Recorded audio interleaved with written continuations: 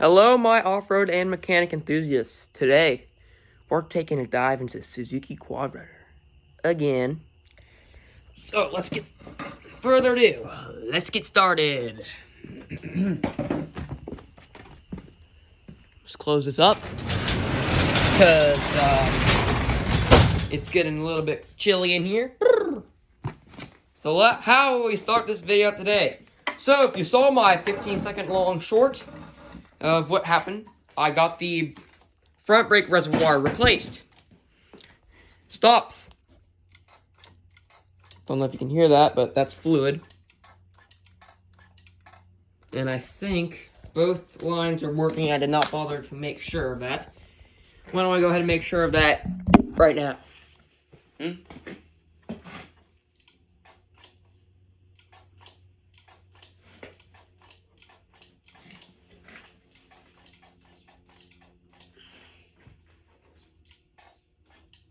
Okay.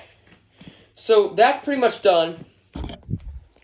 And I think there's enough fluid in it now. I have to probably refill it again. Might do that in this video, I'm not sure. This is going to be a much longer video though than most.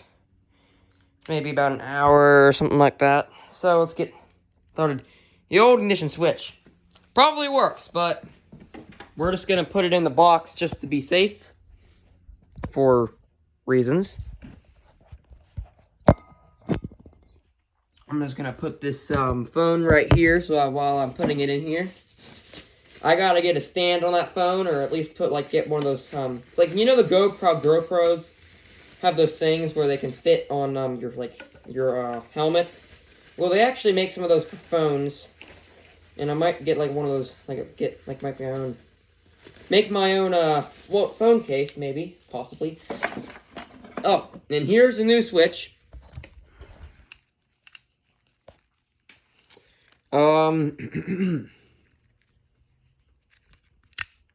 Fresh.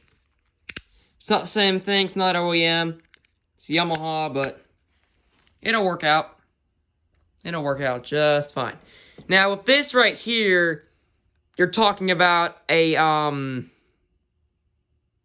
well, how do you put it? Well, the engine mainly goes together.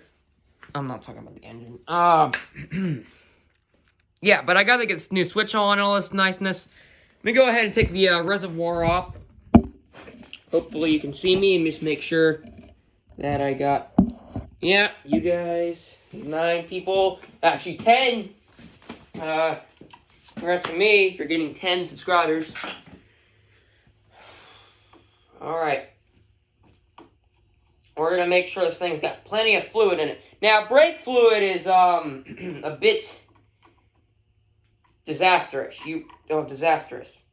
You want to be very careful when you're messing with brake fluid, because brake fluid is actually it can take paint off. And if you like your paint finish and you like all that stuff, which I'm really into because this thing actually still has paint and it's got 0 rust holes in it. It's got rust, but it's only surface rust.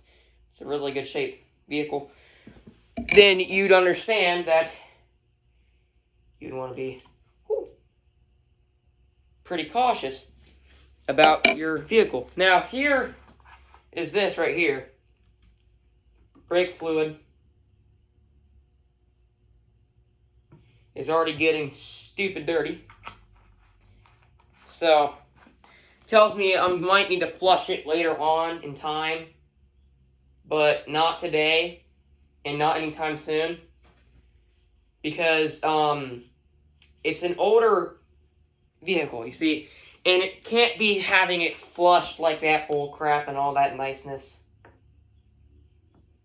So you have to have everything basically redone.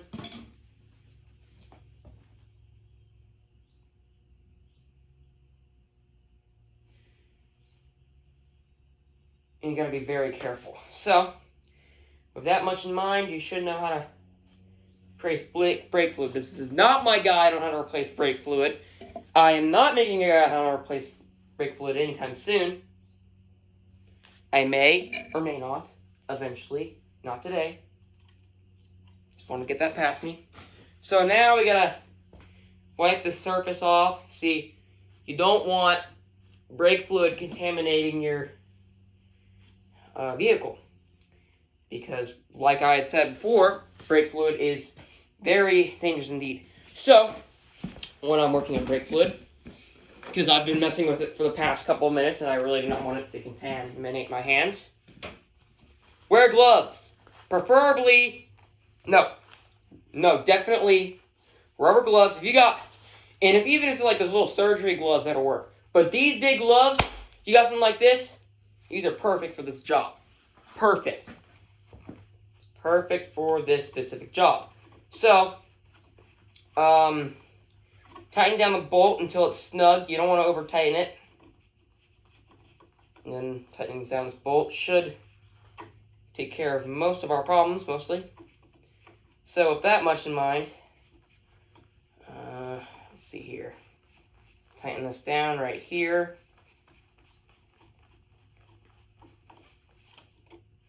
And be very, very careful tightening it because you don't want to over snug one side. And looky there, we got some fluid coming out of one side. So we got to take care of that problem, that predicament. Make sure the fluid doesn't contaminate our paint or anything. Just get her loosened up a little bit, you know. There we go.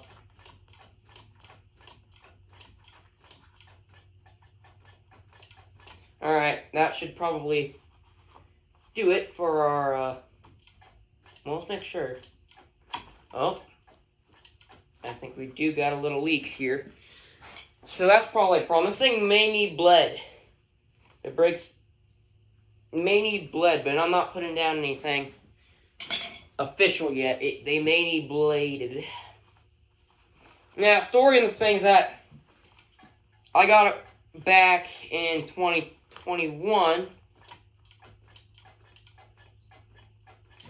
And ever since then, I'm just going to show you a real quick demonstration of this thing stopping. Because it's West Virginia, it's hilly, you need front brakes and rear. I don't care, because you can be going backwards down here too. So, rear brakes are good for going downhill or forwards. But front brakes are good for going downhill backwards. Now, let's just say your engine shuts off for some reason, it stalls out when you're going uphill. You hit your back brakes, it may flip up on you. This thing's no exception because the engine's all the way in the rear. So you're talking about not anything good. Now, I had a video about it running, and it's got the spark plug out right now, so I'm not really going to bother trying to get it to run, but I'm going to show you this. I'm going to dare to push it towards the chair, and it might destroy something. So that's how much I trust these new brakes. Perfect, huh? But the only funny thing about it is that I'm pretty sure